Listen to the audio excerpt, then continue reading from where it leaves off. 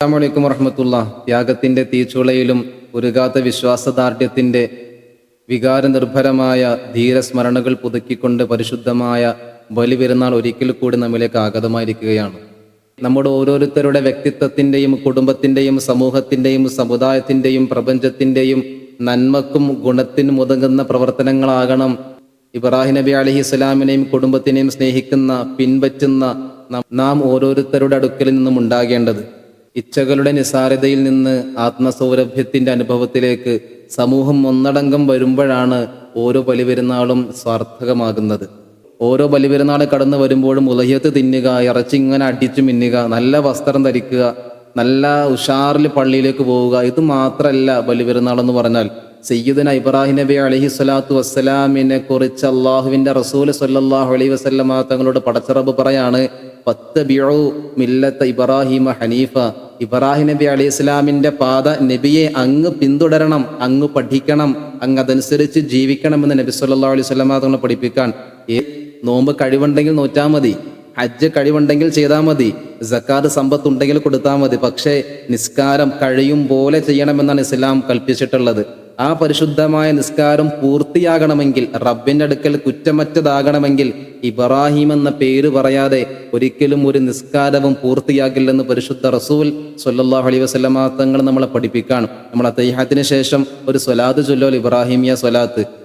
കാരണം 5 നേരവും ഇബ്രാഹിം നബി അലൈഹി സ്വലാത്തു വസ്സലാമിന്റെയും കുടുംബത്തിന്റെയും ത്യാഗോജ്വലമായ ജീവിത പാഠങ്ങൾ ഹൃദയത്തോട് ചേർത്ത് വെച്ചുകൊണ്ടാകണം ഓരോ മുസ്ലിമിന്റെ ഓരോ നിമിഷവും കടന്നു പോകേണ്ടത്. എങ്കിൽ മാത്രമേ പ്രിയപ്പെട്ടവരെ ഈ ബലിപെരുന്നാൾ കൊണ്ട് നാളെ റബ്ബിന്റെ മുന്നിൽ നമുക്ക് രക്ഷപ്പെടാൻ സാധിക്കുകയുള്ളൂ. അള്ളാഹു തആല തൗഫീഖ് പ്രദാനം ചെയ്യട്ടെ. ഈ പരിശുദ്ധമായ ബലിപെരുന്നാൾ കൊണ്ട് വിജയിക്കുന്നവരിൽ അള്ളാഹു നമ്മളെ ഉൾപ്പെടുത്തി അനുഗ്രഹിക്കട്ടെ.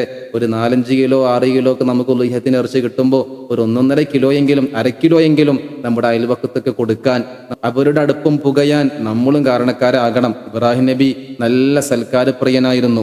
പ്രതിസന്ധികളും പ്രയാസങ്ങളും തന്റെ മുന്നിലേക്ക് വരുമ്പോൾ റബ്ബ് പല നിലക്കും പരീക്ഷിച്ചപ്പോഴും ഇബ്രാഹിം നബി ചിന്തിച്ചതെന്താ?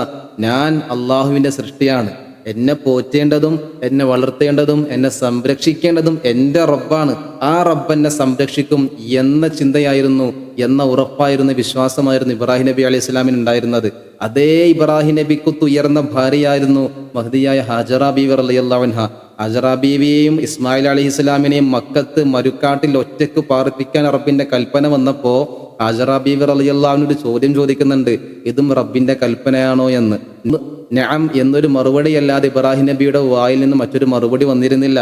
എങ്കിൽ നിങ്ങൾ പൊയ്ക്കൊള്ളുക നബിയെ, ഞങ്ങൾ അള്ളാഹു കൈവിടില്ലെന്നുള്ള തന്റെ ഭർത്താവിനൊത്ത് ഉയർന്ന പരിത്യാഗിയായ പ്രിയപ്പെട്ട ഭാര്യയാകുന്ന ഹാജറ ബീവി റളിയല്ലാഹു അൻഹ. ഉമ്മമാരെ പഠിക്കണം ശരിക്കും ഹാജറ ബീവിയെ. അമ്പിളിച്ചേലുള്ള അമ്പർ മണമുള്ള ഇമ്പത്താരുളിയ പൂമുത്ത് ഹാജറ എന്ന വരികൾ പാടിയാൽ മാത്രം പോരെ, ജീവിതത്തിലെ മഹദിയുടെ ആ പാദമുദ്രകൾ ജീവിതത്തിനോട് ചേർത്ത് വെക്കാൻ, നമ്മുടെ ഹൃദയത്തിനോട് ചേർത്ത് വെക്കാൻ സാധിക്കണം. ഇബ്രാഹിം നബി അലൈഹി സ്വലാമിന്റെ പൊന്നോമന പുത്രനെ അറുക്കാൻ റബ്ബിന്റെ കൽപ്പന വന്നപ്പോ ഇബ്രാഹിം നബി അലൈഹി സ്വലാമിന്റെ മകൻ പറയാ, വാപ്പിച്ചിയെ യാ അബത്തി ഇഫ്അൽ മാ തുഅ്മർ. എന്താണോ വാപ്പിച്ചിയോട് അള്ളാഹു കൽപ്പിച്ചത് അത് വാപ്പിച്ചി ചെയ്തോളുക. തീർച്ചയായും ഇൻഷാ അല്ലാഹ് നാളെ അള്ളാഹുവിന്റെ കോടതിയിൽ ക്ഷമാശീലരുടെ കൂടെ വാപ്പിച്ചിക്കെന്നെ കാണാം. വാപ്പക്കും ഉമ്മക്കും ഒത്ത് ഉയർന്ന മകനാണ് സയ്യിദുന ഇസ്മായിൽ അലൈഹിസ്സലാം. ഈ കുടുംബ ജീവിതം വെറും ചുരുങ്ങിയ വാക്കുകളിൽ മാത്രം ഒതുക്കി പറയാവുന്നതല്ല.